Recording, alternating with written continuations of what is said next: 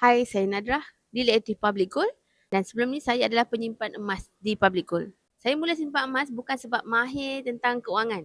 Saya mula kerana saya sedar satu perkara yang saya susah nak menyimpan duit. Simpan dalam akaun, mudah terguna. Ada lebihan, tetap bocor. Emas menjadi simpanan pertama yang betul-betul kekal dalam hidup saya.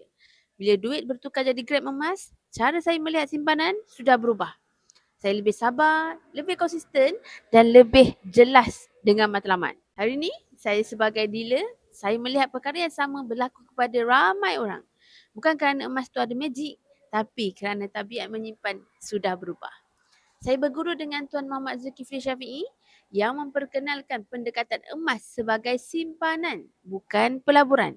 Jadi fokus saya lebih jelas, membantu orang biasa membina simpanan, mengawal kebocoran duit dan capai matlamat keuangan langkah demi langkah.